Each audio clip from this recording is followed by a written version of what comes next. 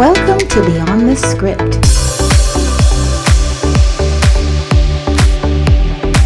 where you find great movies and great conversation.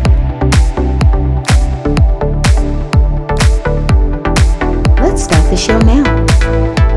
The movie we're discussing today is American Underdog with Zachary Levi, Anna Paquin, and Dennis Quaid. I have a ball in my hands, I feel alive. Kind of like how I feel right now. I'm staying here. I got work to do. Work? The NFL's not going to draft some dude from the 1AA school in Iowa. There were other offers. Can't you just... I called every team in the NFL. No one's interested. Can I get one of your applications? I promise that I would take. Pastor Ward was born in Los Angeles and raised in Riverside, California. He attended Riverside City College and majored in business administration, as well as California Baptist University, and majored in religious studies. He has been in ministry for over 33 years and pastored for 17. He serves in ministry at Cathedral of Praise International Ministries. Pastor Ward is employed full-time as a community organizer for the ICUC, nonprofit faith-based community organization in the city of San Bernardino. Pastor Ward serves as the Clergy Formation and Violence Intervention Program organizer.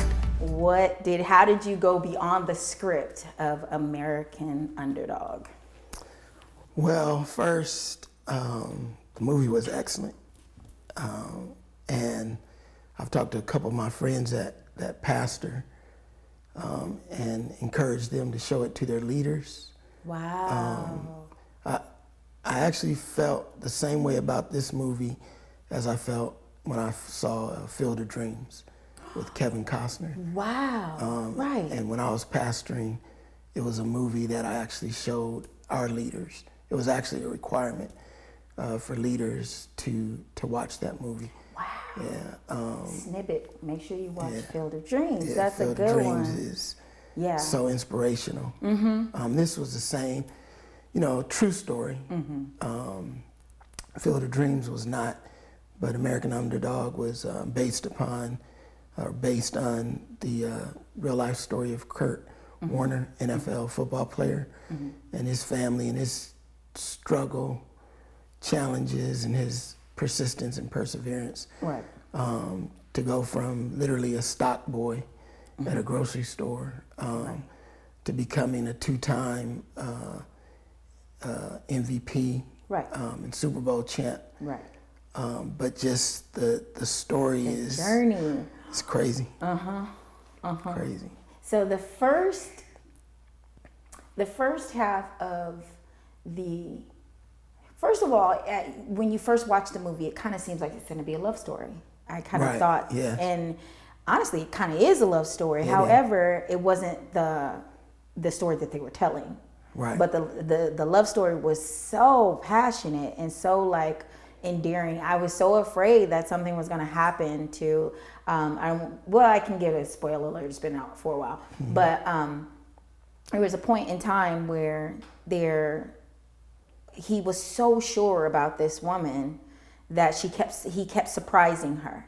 Yeah. She wasn't, she was not, comfortable with the fact that he was so sure about her. Mm-hmm. And so that is one thing that kind of jumped out to me. And then there was one point where they were in the car and where he went into the snow. He was driving in a car.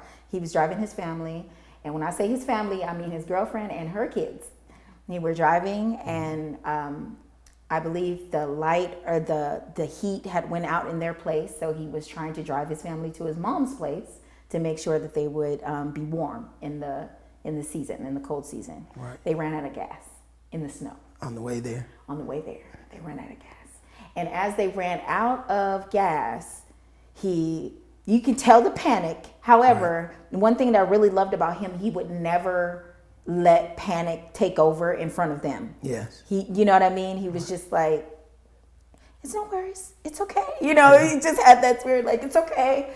And so he jumps out of the car and walks. She was like, well, that's 3 miles.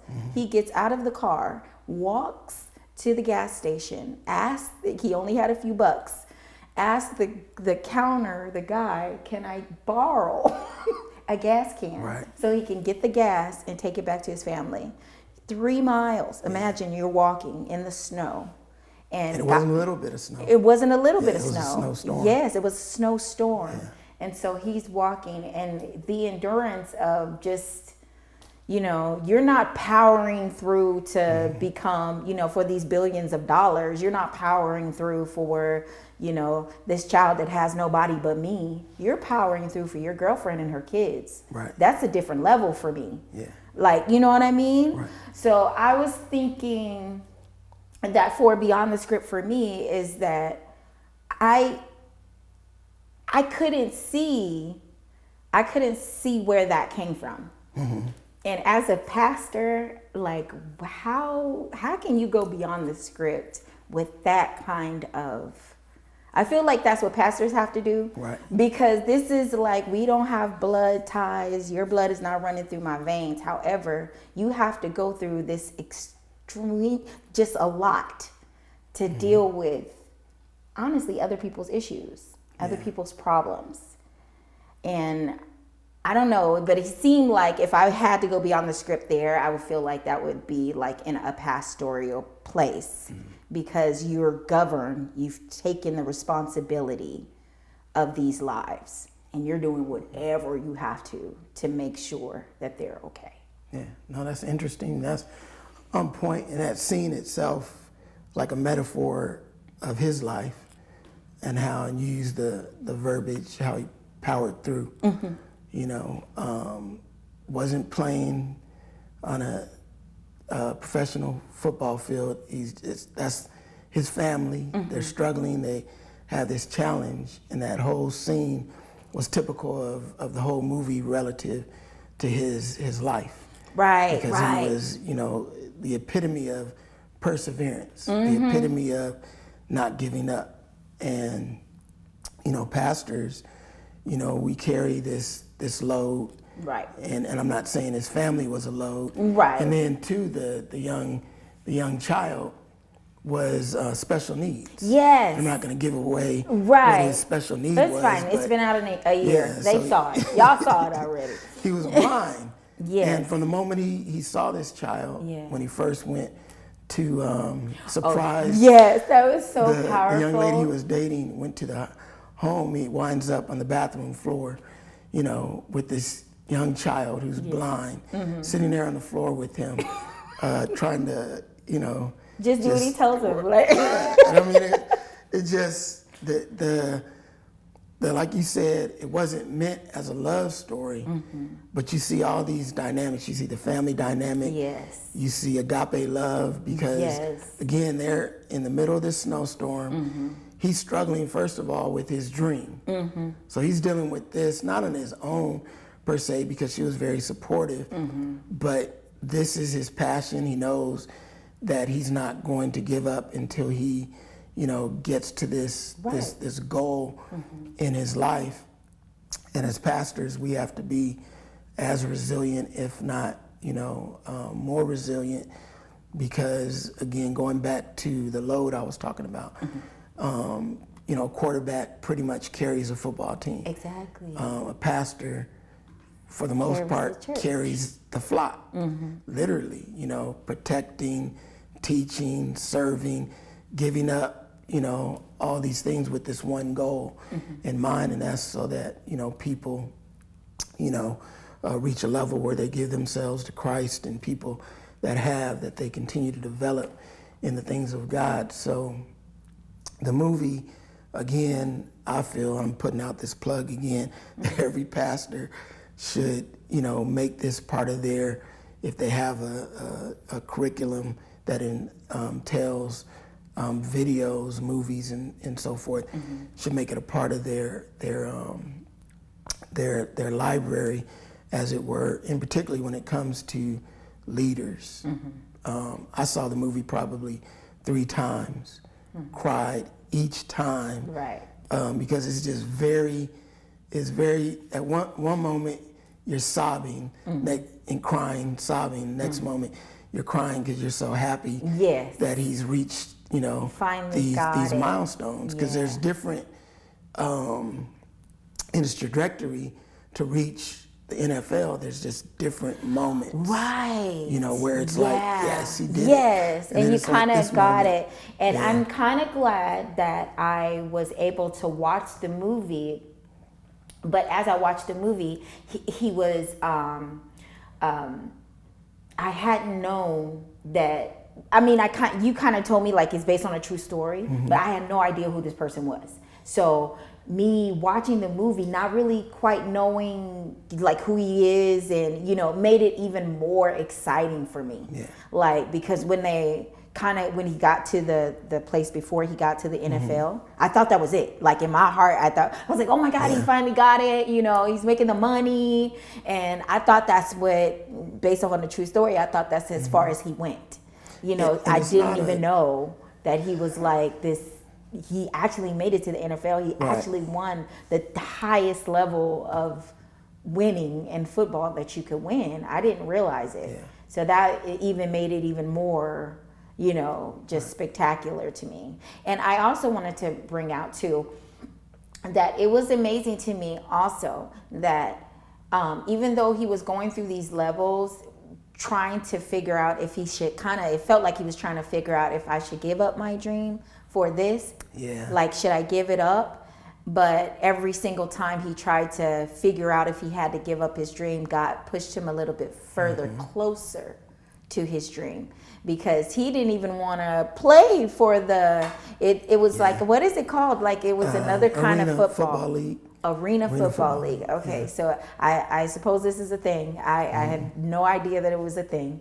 And he didn't realize how big of a deal it was. He didn't want to do it. It was like NFL or no NFL, like whatever, this, you know what I mean? Right. And so for him to do that, but it seemed like when he did that, when it was time for him to actually be a part of the NFL, he was on top of his game because of that experience.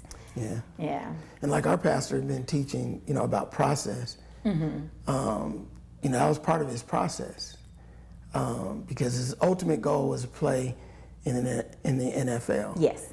But he had to go, he was a stock boy, go back to this. Right. He's a stock clerk. and in one of the scenes, in the grocery store, one of the guys throws him a pass. Yeah. Or he throws this guy a pass. I think it was a box of cereal. Yeah. Part of the process. I remember reading a book. I read it like a few times by Joyce Myers years ago, called "Enjoying Where You Are on the Way to Where You're Going." Wow. Which is an excellent book. Like I said, it's so good. I read it through twice. But just really about embracing and having joy in your now moment. Right. And you saw that through the movie. Although, again, he had some challenges. And it's really not a movie, for those of you that are wondering, it's really not a movie about football. As much as it is about faith, about family.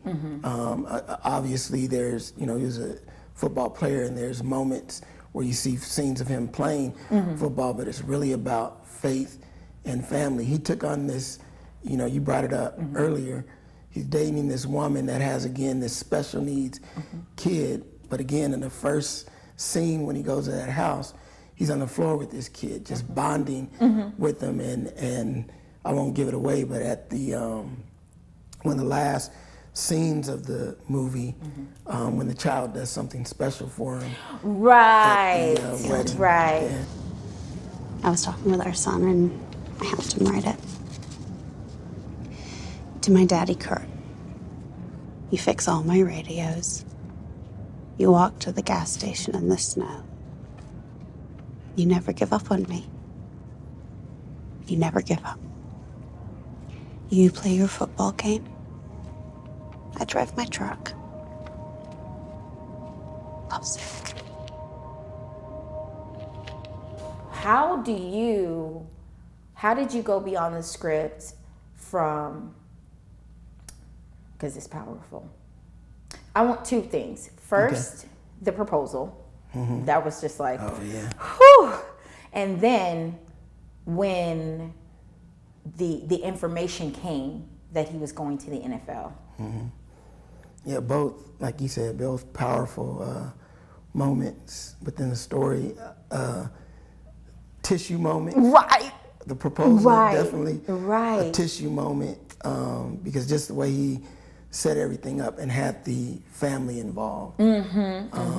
I'm just really keen on family. And so to have the little boy there who he bonds with at the beginning of the movie, to having that whole scene, and I'm not going to give away too much like you've been doing.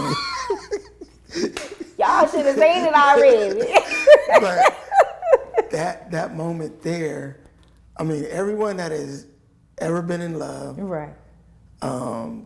that is hoping to be in love, that moment right there, and every man should take some pointers about that moment, because just you could tell within that, it was probably maybe 3 minutes, 3 to 5 minutes, just the time, you're thinking about the time he took, the thought process, Exactly. and all the love that was poured into that moment. And then, when he got the call about him going to the NFL, you're just like, wasn't a tissue moment for me, but you're like, yes. Because you're waiting for it, because you know something's going to happen. Yeah. Because I didn't know too much about Kurt Warner either. Yeah, me either. I'm not like the biggest sports fan. My favorite sport is boxing.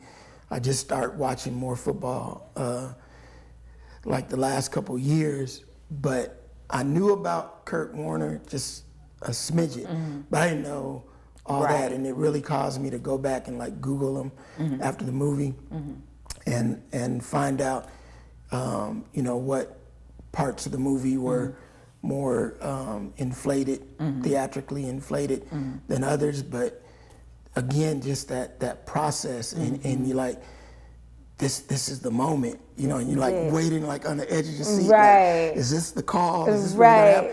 Or is this gonna deflate him again a little bit? But those two moments were key. But to go back again, probably like for the third time, the moment when he shows up to the house and he bonds with that little boy. Yeah. In my first marriage, my oldest son is not my biological son. Right. And so it kind of took me back to that moment, because when I met my first wife, my oldest son was about 2.5. And I wound up adopting him legally when he was about 17 years old, but just takes me to that moment because most single women will tell you, most intelligent, spiritual, mature single women that have kids will tell you, if any dude wants to date me, I'm a package, So you saw that, but it wasn't like I had to be with this kid because I'm with this girl. You could tell that he really loved this child, and this child loved him. Yes. Jumping forward again to the one scene when they're at the wedding, when the young man writes him the letter. So you could kind of like you merge those two moments together, like when they first met to now, when this young man who is blind. I don't know did we bring that out? Anyway, it's out now. Writes him this letter, and so just Isn't it a cool movie, man? That's awesome. Tissue. You're right. Make sure you bring tissue. Yeah, it was honestly so many little tidbits and different things that you can go beyond the script and find God. And that's all the show is about, is to be able to find God and let movies and the world be your therapy when you need it. And at this time, we talked all about the movie. We like to ask our guests if there's anything that you would like to say and leave with the viewers, some encouraging words. Yeah, You can look into so this camera here. my encouraging words are, wherever you are today, whether it be you find yourself in a pit, you find yourself in a prison, or you find yourself in a palace, just know that in all three places God is there. And that's what I've been reflecting on for the last like 3 weeks as I've been, reading over again the story of Joseph, that God was with him in every place. In every place. And we should not be too high-minded if we're in the palace, because the same God that's with us in the palace is the same God that was with us in the pit, in the prison. Nor should we be depressed because we find ourselves in a pit, Right. Or in prison. Right. Because He's there. He's there. And wherever God is, like Bishop said this morning, our Bishop Craig Johnson, Cathedral of Praise, Yes. International Ministries, 3030 Del Rosa, like Bishop was saying today, and I lost my train of thought, but I think it was at the close of the message, and I'll try to remember it in a moment, but I forgot what I was going to say. But God is there, so wherever we find ourselves, low moments, mid moments, high moments, God is always there. God is always there. Period. Period. Yeah. All right. All right then. All right.